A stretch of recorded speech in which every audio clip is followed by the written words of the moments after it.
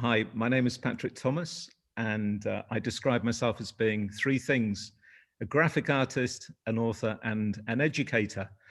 I'm currently based in Berlin. I teach in Stuttgart in the south of Germany, and I also have a studio in Barcelona in Spain. Question number one, the first bit of graphics. What kind of got me into it? This isn't going to be a terribly original answer, I'm afraid. And I'm sure you probably have a few people saying the same thing, but it was music packaging.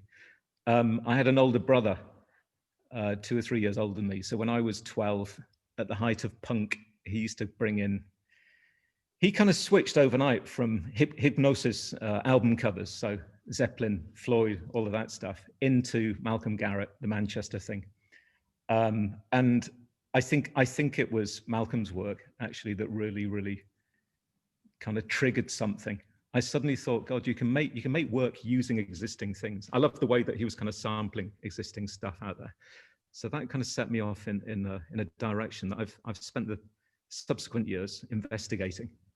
Number two is, what am I working on right now that I can talk about? Well, I talk about a few things.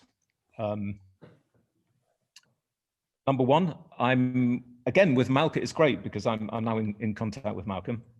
We've become friends over the years, and I'm going to be collaborating with the Design Manchester team, DM20 team, because it's all obviously happening online. They approached me and asked if I would like to join in with a platform that I've created called Open Collab. Now, Open Collab started as a physical workshop, so to kind of bring students together in a classroom, in a workshop space. And then at the beginning of the year, sort of January, February, I was invited out to South Africa to give a talk at a very prestigious conference called Design Indaba. And I explained to them that I didn't feel happy about flying all the way there just to give a talk. So if we could sort of expand and like do other things while I was over there, I would be up for it. And they very kindly and very efficiently put together quite an ambitious tour of 6 or 7 design schools in Johannesburg, Pretoria, Cape Town, Durban. So I ran with my assistant, a guy called Jonathan. He's like my long-term collaborator. We took over Open Collab, a sort of slightly more developed version, which was an online version. And we ran it, although we were physically in the workshop spaces, we kind of ran it online, and then we observed how people interacted with it. And then every evening we'd sort of go back to the hotel and tweak things that we hadn't got right. So quite quickly we were able to iron out a few of the wrinkles. And after 2 weeks there, we realized that we had quite an interesting platform. Now, interestingly, around about that time, the situation was getting a lot worse. So when we flew back to Germany, on the flight back, it suddenly occurred to us that we had this quite interesting or quite useful tool that we could perhaps start to share with people. So as soon as we got back, we started running free sessions. The first one was in Italy, because initially Italy was very bad. The situation there was very bad. So we invited a load of Italian creatives. I think we got about 150 or 200 participants spread across 40 cities. And we ran just a 1-day, 8-hour online version. We were a bit nervous, but we were lucky. It kind of worked out okay.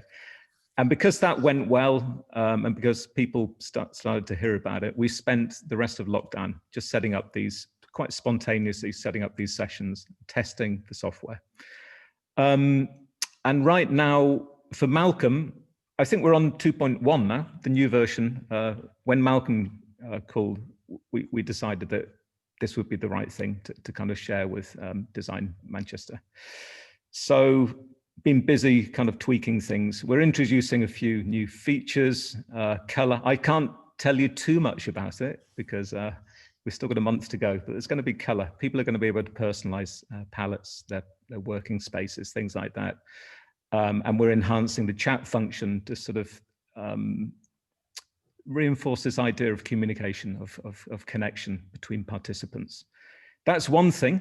Another thing, I've currently got 3 exhibitions, which is, I think it's the first time that's happened to me, actually. I've got two solo exhibitions, one in South Korea, one in, where's the other one? I can't remember. Oh yeah, in Germany, in West Germany, in a place called Aachen. And I've got work in a collective exhibition at Kelmscott House, the William Morris House in London, coming up in a week or so. So I've been busy developing a new body of work for these exhibitions, and it's all about the color indigo. I've been researching indigo, and I've been fascinating history. I haven't got time now to explain it all, but it's brought me into contact with some very, very interesting people. Amongst them, a family of traditional indigo producers in the Himalayas in India. And I've been buying pigment and sort of trying out bits and pieces with their beautiful natural indigo hues. Yeah, I can't tell you too much about that. It's all brand new. It's very, very exciting. And it's lovely to be working with something as abstract as color. Yeah, it's just beautiful. The possibilities are endless. And the more I find out about it, the more excited I become and the more immersed, excuse the pun, I become in the indigo dyeing process. And the third thing, what can I tell you about the third thing? I've got a new book coming out. I've been playing around with processing over the years. So somehow it kind of connects with Open Collab.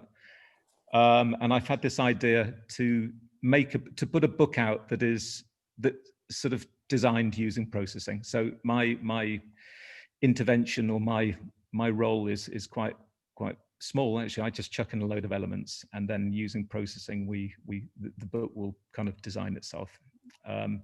And it's to investigate three things. It's about print. So I've been collecting these color swatches that most people chop off the side of their InDesign documents and throw in the bin. I've been collecting color swatches going back to the 70s Japanese software writ color swatches and things, and then kind of contemporary stuff, mixing it all up using processing and then outputting it as PDFs, which I'm going to send to print in about a month or something. And the idea of it is it's completely experimental. I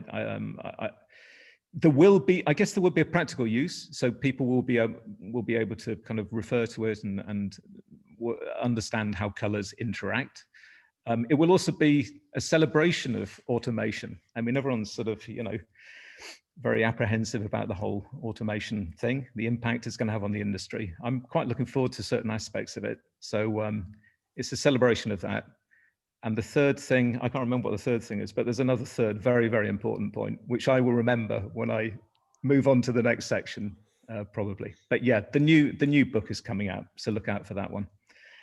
And then number 3, advice for young students, the classic, that old chestnut. I get asked this a lot, or things that I kind of got wrong, or things that I wish I'd known when I was a student.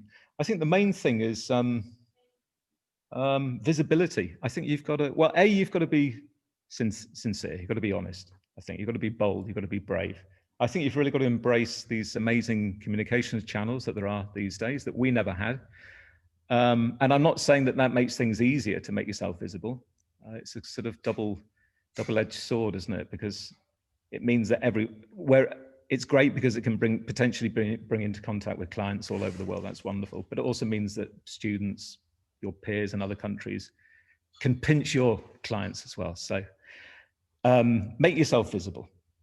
Don't just sit in your bedroom. However, just thinking that your talent alone will bring work in. You've got to get out there, make yourself visible.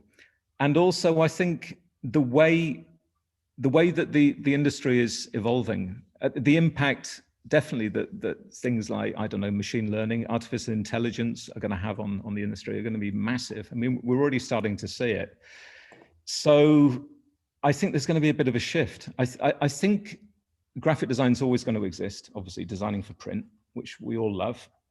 But at the same time, I think designers in the future are going to have to kind of initiate projects more, okay, make things happen, okay, so kind of set up their own projects, not just kind of sit around waiting for client work.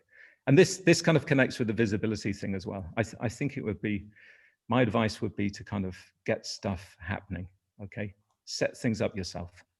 Thank you.